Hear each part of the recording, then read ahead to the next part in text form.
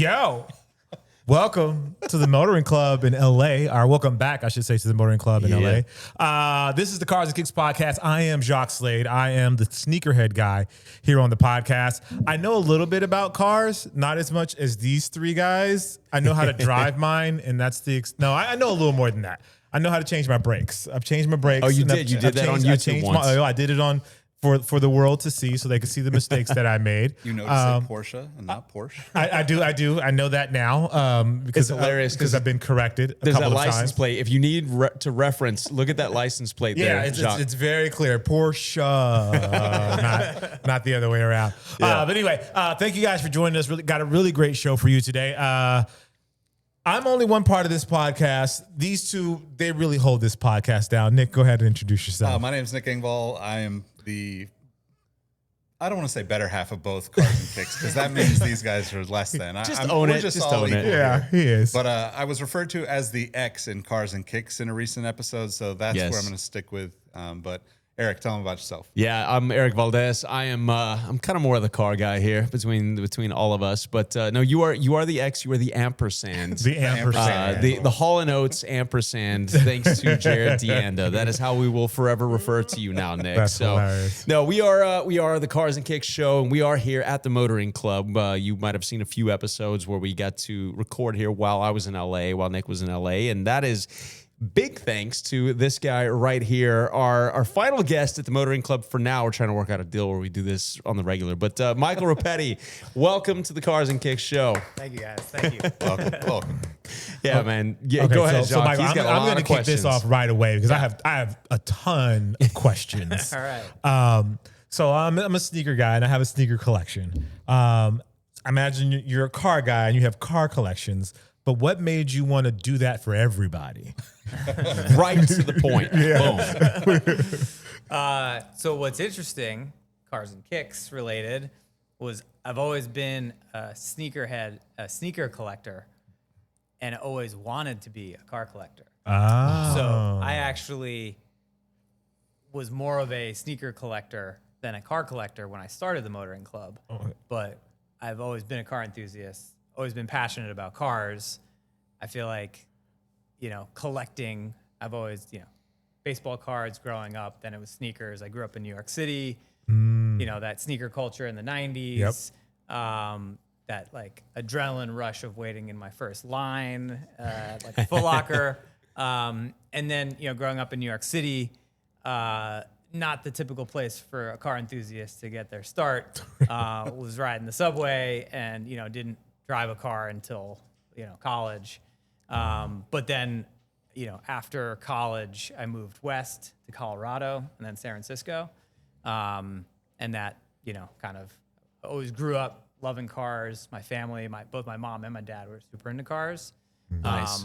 And so, when I moved out west, kind of got that start of wanting to get deeper into cars. Mm-hmm. And it was that desire for finding community that led me to eventually start Motoring Club. So I think most people assume I started the Motoring Club, so I must have a massive car collection. And most people walk in here and they see the 25 cars in the storage room and they say, how many of these are yours? And I say 0.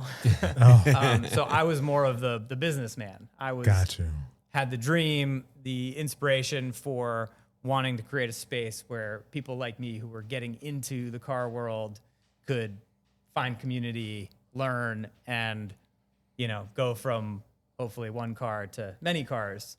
So for me, I'm kind of the business owner that is kind of living the dream, looking to increase the collection. And over the 6 years that I've been running the club, I now have a nice group of beat up cars. So. that sounds like every car person. High number of cars now. Overall value still could use some. I feel like I hear that all the time. The more I learn about car people, it's like, I have like 5 cars, but like 4 of them don't run, or they're beat up, or it works in progress. Talking about. No, it's He's not. It's not talking you. about Not you. Let's do the sneaker thing. Yeah. I know you have on ones today, and the last time I saw you, I forgot you had on a nice pair as well. I remember. What's the sneaker collection like? So I'm primarily an Air Max guy. Okay. So ones and 90s, Yeah. kind of the majority of the collection. 97s have been sneaking their way in. And yeah, it started when I was a kid, because in the 90s, there weren't that many options for kids.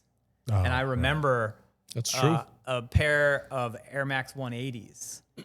You could only get them in adult size. Yeah. And I was like at a shoe store with my mom, and I was like, I want those. My foot wasn't big enough. Mm-hmm. And it was like, I was like, how big does it need to get so that I can buy these? And I remember thinking Size like, 6. like, Mom, like how fast can my foot grow? And so I don't know. It was like something about Air Maxes in the 90s when I was growing up was just like so cool. So I feel like as an adult, I dove into it. So Do you own that Air Max 180 now? Yes. Yeah. Okay. Multiple. Anytime they just re-released it again, we got another pair of the OG. But yeah, so ones, 90s, 97s, and then of course living the sneaker culture in New York City, Jordans for me, has always been there.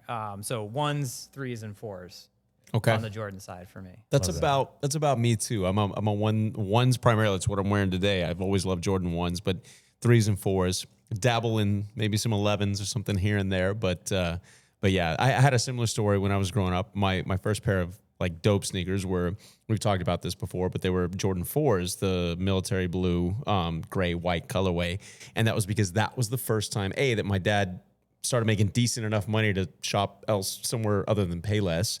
And B, because my foot finally grew into, they didn't have kid size back then. This was the first time my foot grew into something that I could buy. So I share in that whole experience with you. It was the pain of not being big enough just yet, But so I'm trying to remember what year it was, because I was one of the early members to your first location there when I lived out here. I don't live out here anymore, but that would have been what year? I couldn't remember. That was 7 years ago? I think you just said that. 2019. 19. Okay.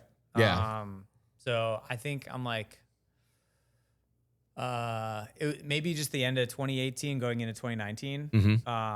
Because we were in business for 9 months before COVID hit. So that's why I always think of like, when did I start? It was 9 months before March 2020. Yeah. Wow. Jeez. So yeah, you were part of the OG crew. Yep. Where like those were fun days where I was just like, all right, I have this idea. I want to create this community. I met so many great people like yourself when I moved out here, and was inspired by like, all right, there's enough of us. We're all passionate. Yeah. Let me just like find a space and just pull the trigger, and kind of if I build it, hopefully they'll come. They will and come. so you were, thank you for the support early days of like, I got that warehouse and I was like, okay, let's see if this will work. And It's cool to see what it's evolved to, because early on it was kind of this fusion, and you still do store a few cars for people, but early on it was this fusion of like car storage, because that is a thing that is necessary for a lot of folks here in LA.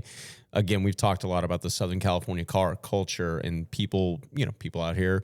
There's a lot of people that do make enough money to afford a lot of these cool cars, but they don't have a place for them. So that was kind of early on. I remember half of the warehouse being like storage. And I think, correct me if I'm wrong, but that kind of at least helped offset the costs while the members slowly trickled in. And now it seems like between this location and San Francisco, it seems like that has completely flipped. Like I see so many people in here.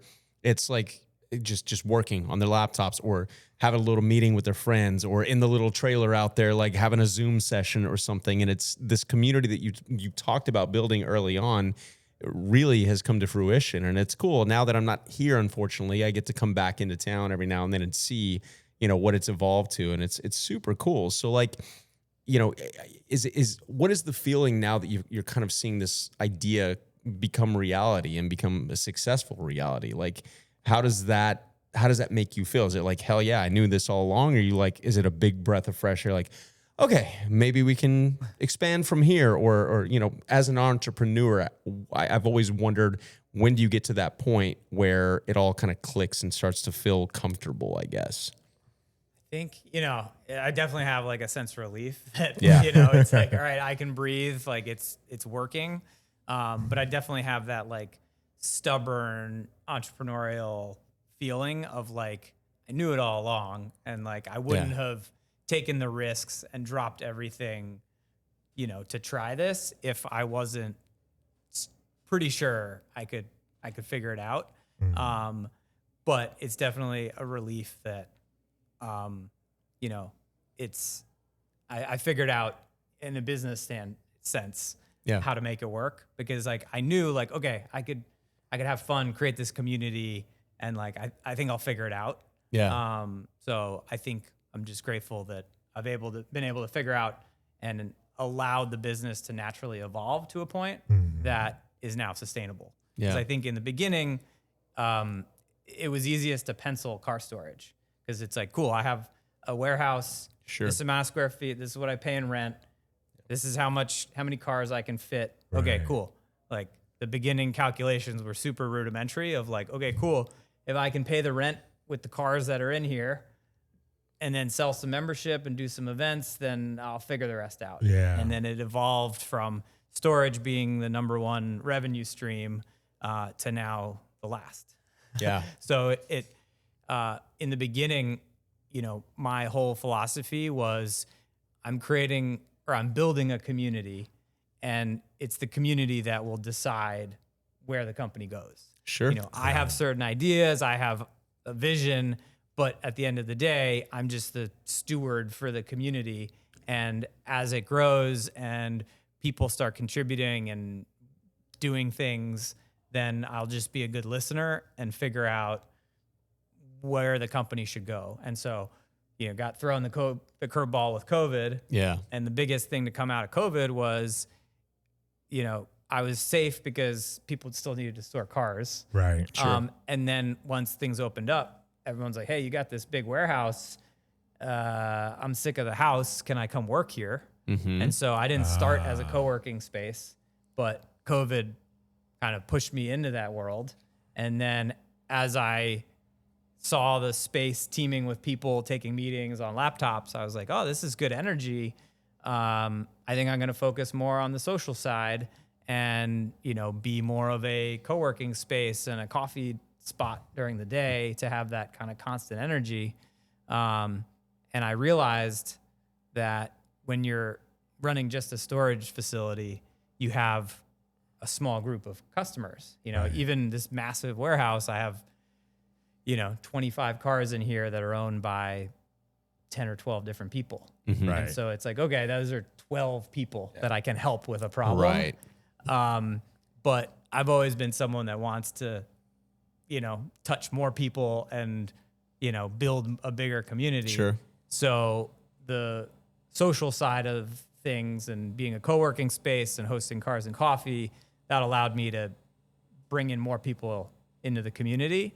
Mm-hmm. And that led to opening the coffee shop. And that was the biggest piece, where I was doing these private events and, sharing stuff on Instagram, and people would be like, oh man, I wish I could just come and see the cars or just come have a coffee. And so, I wanted to also have an element to the business where there was a public facing piece where anyone could come and enjoy some piece of what we were building. Right. Yep. And so that was the full evolution of private car storage facility servicing a small group, all the way to now 6 years later, where that's part of it. And it provides some cool eye candy and, kind of a nice base. And then the coffee shop now welcomes in, tens of thousands of people who can come in, have a coffee, and see some cars. So it's a fun thing where it's evolved to have both private and public,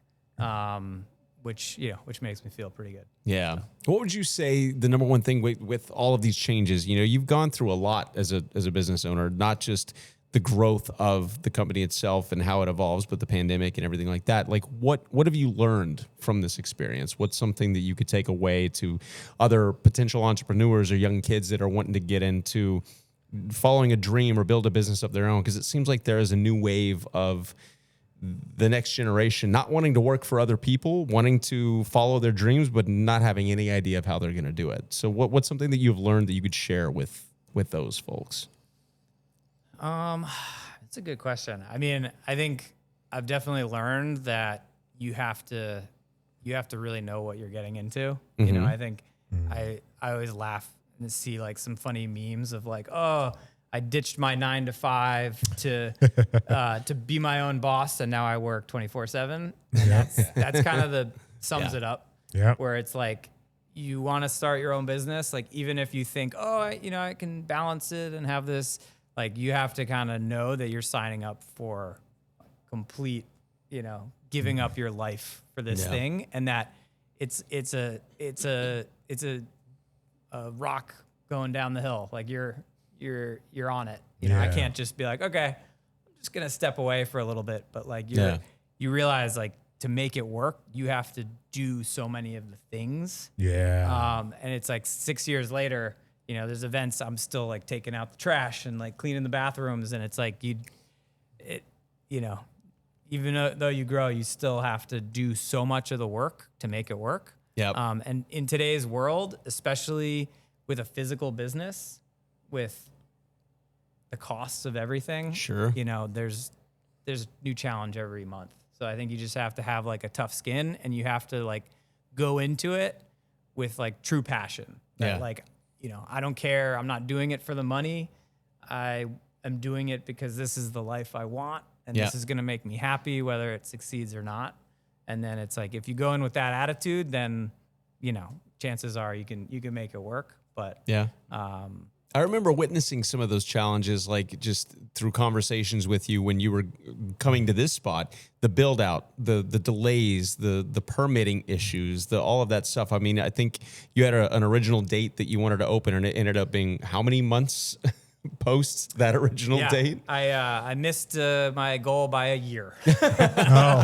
Yeah. And that was one of those like, I was stubborn, and I was like, nope, I'm gonna do this in a year. And everyone's like, double your time frame, double your budget. And what happened? I had to double my time frame and double my double your budget. So it was true, but that was, there was a good chance the company would have folded. It was like touch and go because of permitting and all these issues that the building was just sitting here with nothing. I remember that for so many months. So it's one of those things where I was like, man, I chose to really build something in a tough space. I was like, I wish I was like an engineer, created a website, something. Why did I have to like create something that required a 20,000 square foot warehouse and the city of LA cooperation? You know what though? It's super cool because one thing you alluded to is the events that you hold here now. Like this has evolved into an event space and everything. And we all came to one last year that was right up our alley with our homies over at Hype Beast, and them doing kind of the hype drive and everything like that. They did a Cars and Kicks event. I want to say that they named that after our show. We cannot confirm or deny that. But it was, it's really cool to see not only, the day-to-day of the people coming in to get coffee, and some of them really love the car. Some of them could care less, but it's something to look at other than, your average coffee shop out there, like a bunch of plants or whatever.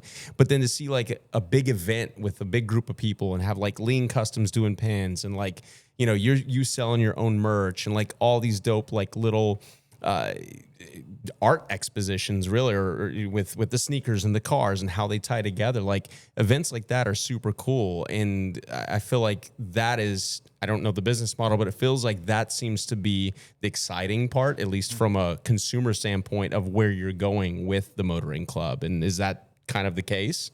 Yeah, totally. And I think, part of it was, in the COVID times, it was like you have to get creative and you have to figure out like, all right, I got to be nimble and I have to have multiple revenue streams because I don't know what's going to happen in the world next year.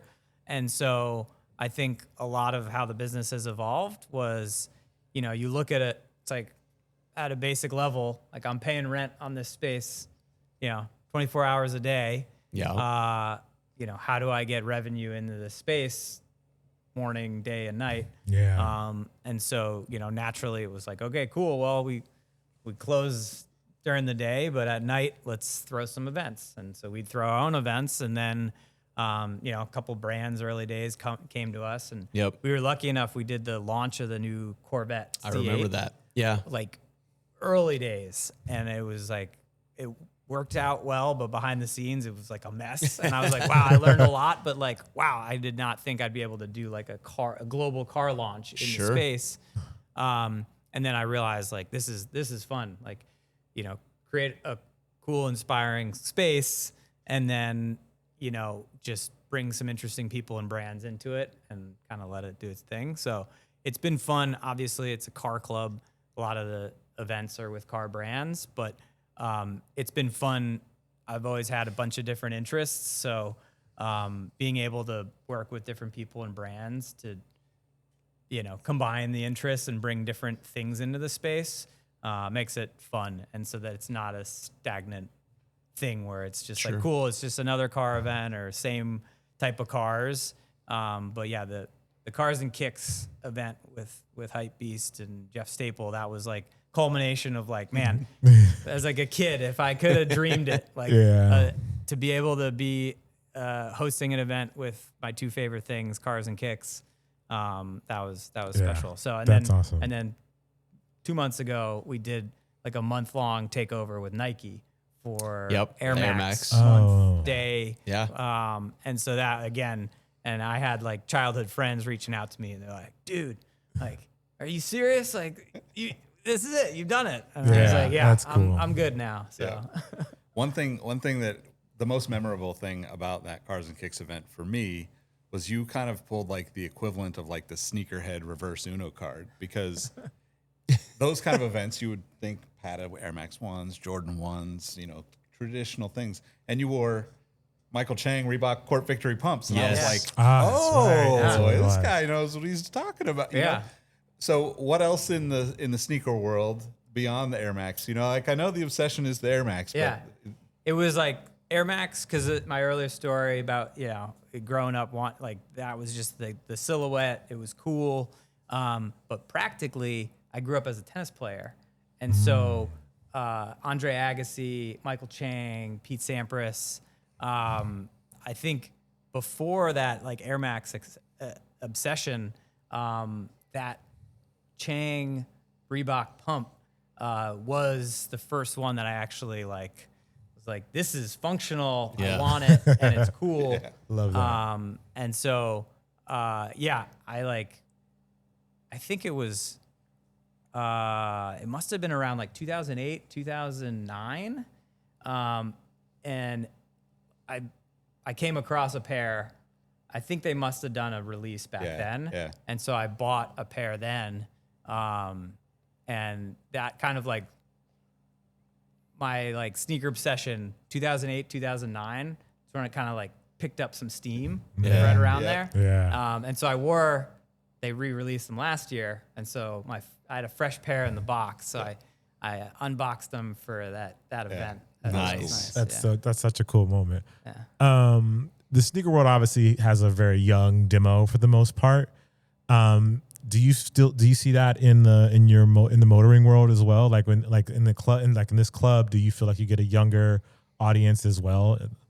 Yeah, part of my goal when I started it was there were other motoring clubs, car clubs out there, but to me, a lot of them were older and stuffier. Yep. And so it was, again, one of those things where like I was creating this club for myself and people like me. Yeah. And I was someone that, I didn't have a ton of money. I had enthusiasm and I wanted to learn more. And so my goal was to create a space for people that were younger, that had different interests. And it wasn't just, how many Ferraris did you own or, or all that. And I also wanted it. Part of the idea with like co-working and everything was this isn't just a lounge for people who are retired. Like this is an active space for people to network, to do work. And so, I'm definitely proud that our demo, we've got all ages, all demos. Yeah. I think between both clubs, it's actually pretty even, like mid-30s is Okay. like average age. Yeah. So we've got full spectrum. But that's always been the goal, to make sure that, like, you know, appealing to younger enthusiasts, making it more accessible. You know, these old cars, like, gotta keep it alive with the younger folks. Yeah. 100%. Yeah. Do you get inquiries still now that it's more of like a social club? Do you still get inquiries like, hey, can you store this for me? Is that still a big part of the? It I mean, you is. said it's the lowest revenue driver now. But Yeah. how much are you getting interest in those? Still a Earls? ton. So we do have like a long wait list for storage. And so what I think is pretty interesting is that if I look at the last 6 years, the majority of folks who store cars with us, they're the least active from a social standpoint. So it really Interesting. is like two separate businesses. Yeah. So when someone new comes in and they're interested in storing a car, and I talk to them about, okay, why did you come to us? You know, what about our facility, the social stuff, anything? I realize that they just want storage. So it's like, you want to store your car, but you're not going to come to the events. You're not going to work out of here. Yeah. So it's interesting that we still do get a lot of requests, but, you know, we try to prioritize those folks that want both. Yeah. You know, they want to store their car here, and they're doing that because it's on display, and they want to be able to come here and show their friends. For sure. And, you know, hang out. Because that was always my idea was, you know, most car storage facilities, they have car covers on them. They're hidden. Right. Right. And I was like, no, I'm going to put these cars on display because I assume that, you know, you want to show them off and you want to Yeah. bring friends around them. Yeah. So I think now we're just a little more selective of the cars and the people that store them here is like, hey, you got to be, you know, you want to share this with everyone as well. Want to share this Jacques experience. asking because he has an Infinity that a project car, possible project car that he wants to store. 2006 M35. There Don't you go. hate. Don't hate. Yeah, yep. No, man, it is cool to see all that. And I love that aspect of it. I always have, like, even at your old location, you could just peer through the windows and like see everything, and it would change. You know, it would be, you'd see a Testarossa, which you've got one out here too, but or you know, some brand new something or another, or like an old Alpha or whatever. And I love the diversity, you know, in that, and the fact that it is, even if it's not being driven, which we all wish cars would be driven more, it's not tucked away somewhere. It's still exhibiting. It's being, you know, at least kind of exhibited as a piece of art or something for others to see, instead of just being shoved away in a garage under a cover or whatever. Yeah. It's like my philosophy with cars. It's the same with sneakers. Yep. And every pair of sneakers I have in my place, I've worn. Yeah. So I'm the type.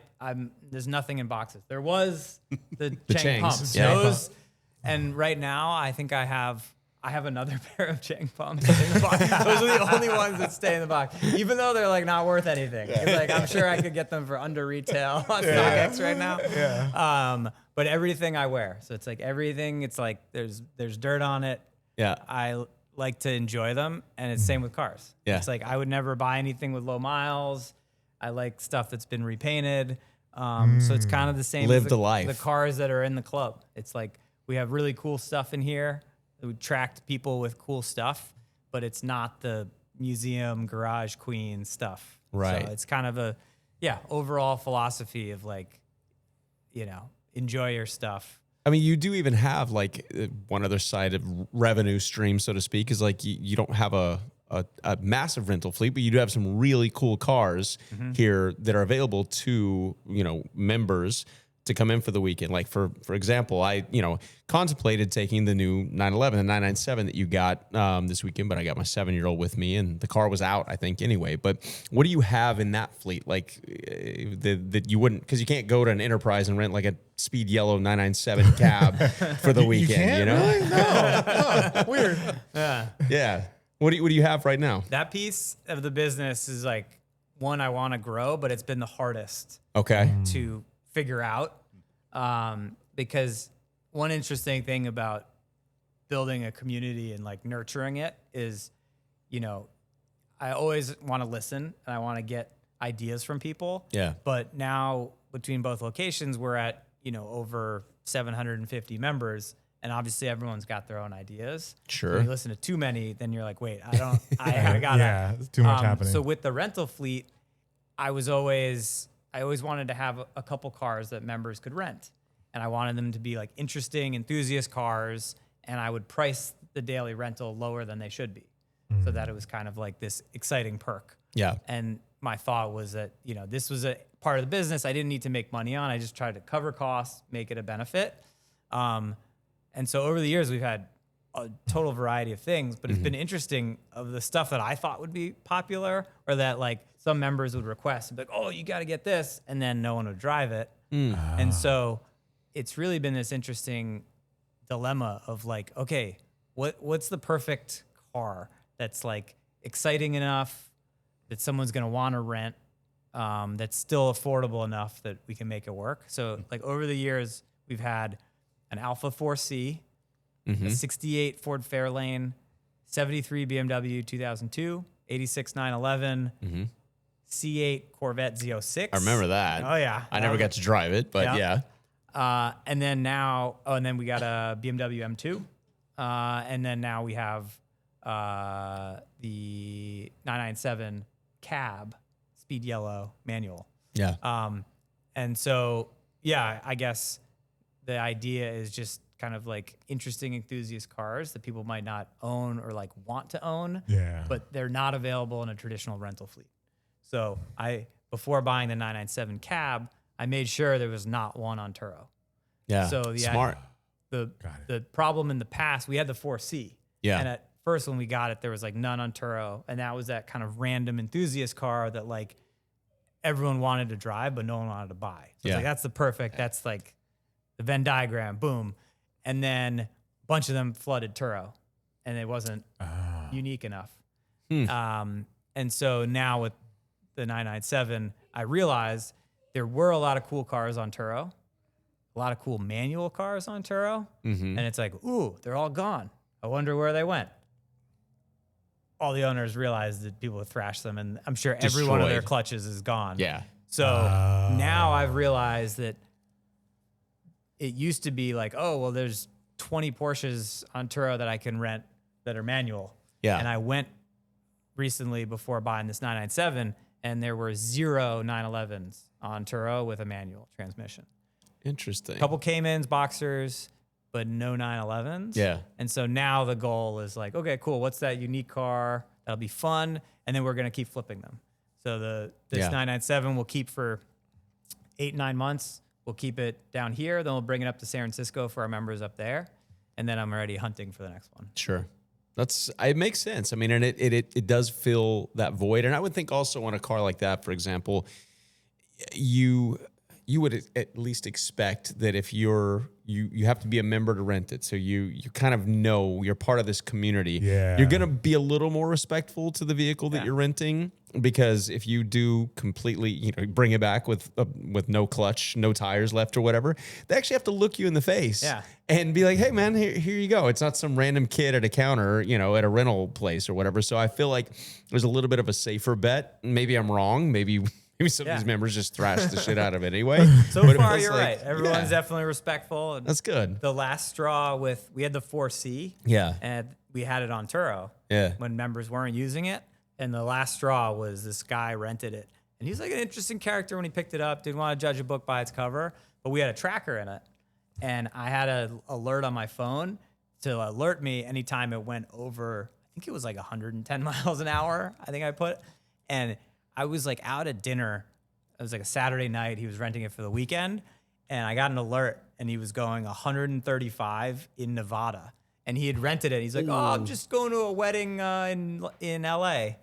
So I'm like watching it on the little like screen of my phone going 135. And I was like, yeah, I don't know if I want to do this anymore. Wow. So yeah, now it's a little, the trust tree of the members. Yeah. A little easier to manage. Yeah. That's cool. Because I'm trying to think of, is there an equivalent in like the sneaker world? And I don't think there's like a rental. There's been people that have tried the sneaker rental thing. Like the rent the runway or with the runway. Yeah, but it just doesn't, I don't know if it works for men's fashion. Like Yeah. I don't know. They tried that with watches too, where you could rent a Rolex or whatever for an event, and I don't know. Maybe it's the male ego. Like they don't feel right. Well, no, there's some people that'll happily rent something and pretend it's theirs, but I don't know. That's an interesting thing. It hasn't been done. The thing that I'm curious about though, Michael, is why do you think there's some cars that they asked for, but then when you got them, they didn't drive them? It's a good question. I'm still figuring that out. Like I think some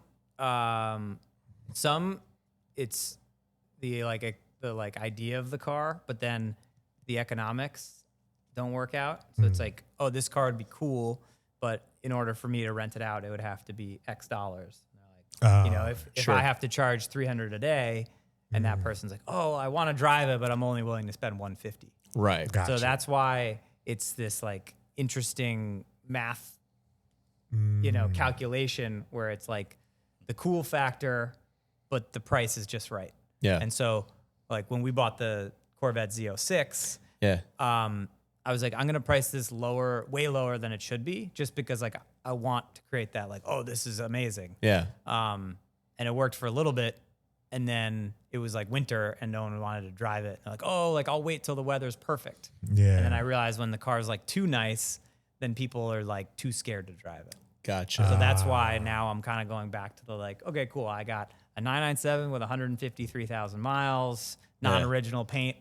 And it's just like, okay, cool. People are like, I don't mind driving this one. Right. But like a brand new Z06 was kind of like, everything needs to be perfect. And, Yeah, I don't want to mess anything up. I don't want to be the guy that scratches it. Okay, Yeah. Okay. I could definitely see getting into a car and feeling hesitant to do much if it's perfect, right? Yeah. But if I get into a car that I feel like I know the person that's behind it, and it's like, oh, this has got a little bit of Jacques' character, a little bit of Eric's character, and has that kind of love, let's say. It's weathered a little bit. Then it's like, oh, like I don't feel bad like driving it. Yeah. You know? Right. Where I could see how that could be.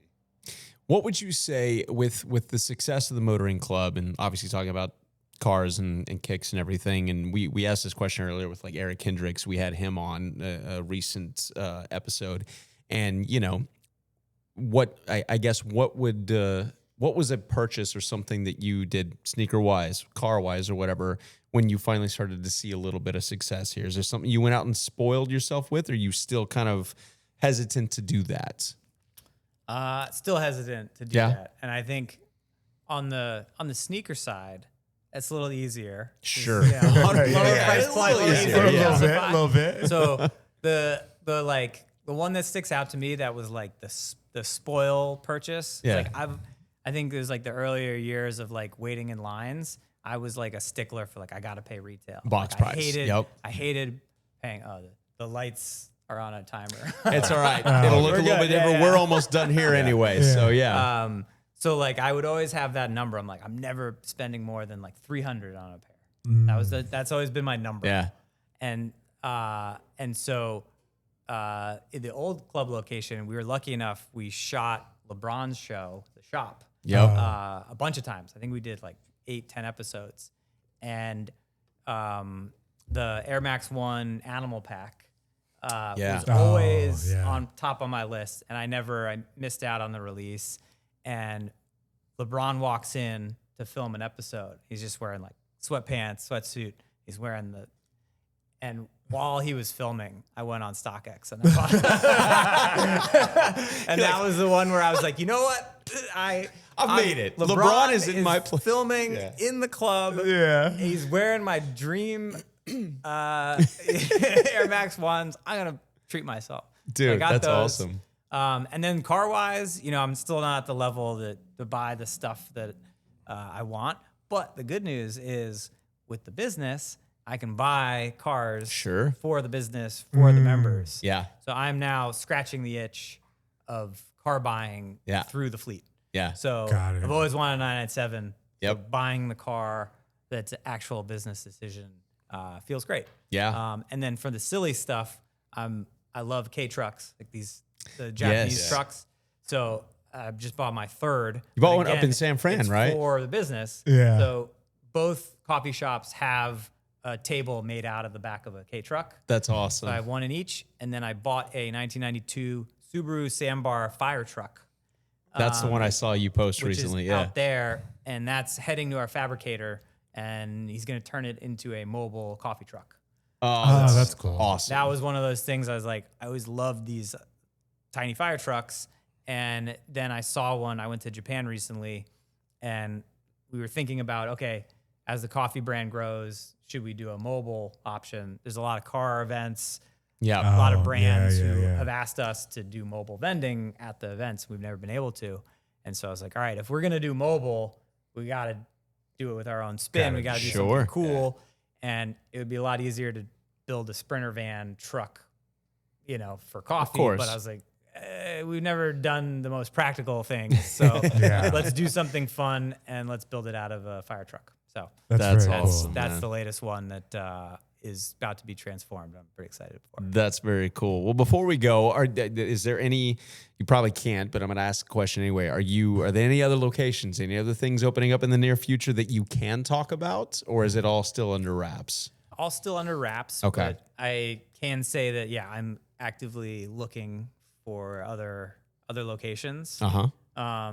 And there's a lot of different directions I could go.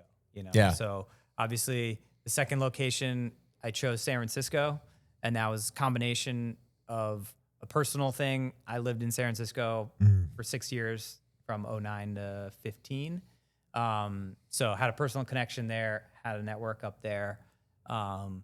And it was also getting trashed in the media during COVID. Yeah, and it I was was. like, you know what? This city is a great city. It's going to rebound, and there's got to be opportunities there. Yeah. So that was an easy one. And I was like, it's in California, easy Yep. to get to. And so, as I think about the growth of the club and the coffee brand, do we go to a different state, I'm saying, I happen to live in another I don't know, state. Texas or, Don't get him started, Michael, please. But I Please. think the idea is keep it for now in California and Yeah. grow around the two hubs, Northern California, Southern California. Yeah. And I think the biggest challenge for me is, we get approached all the time by real estate people, developers. Sure. They're like, oh, we have this new apartment building with a perfect coffee shop location. I'm like, we're not your average coffee shop. Right. I need the building to have character. I need it to be old. So, I'm constantly hunting for cool real estate deals. So it's one of those things where I have my, feelers out to a lot of different places and Yeah. just waiting for if that one perfect spot is here versus here, so be it. Sure. So I'm kind of open. So it's kind of fun, but nothing inked right now. Still just looking. Very cool. Very cool. Well, again, I know I speak for all three of us, but it was amazing to finally have you on as a guest. But also, I don't want to say more importantly, but equally importantly, thank you for opening up the place for Yes, us while we're 100%. here to do this. It really means more than you know, and I really appreciate it. So thank you again for that. Yeah. And I hope it's not the last time. Let's figure out ways we can do more of this stuff together because I feel like the synergy is there. Yeah, the vibes Let's here are make it a great. series. Yeah. All right. Well, thanks for having Jacques. me. I'm Jacques Slade. Thank you guys for watching the Cars and Kicks podcast. Nick Engvall. I'm Erik Valdez. We're just gonna make these outros as awkward as possible. Just as Now. awkward as we possibly That's can. just that's the thing we're doing. So thank you all for watching. We'll see you. Peace. Peace.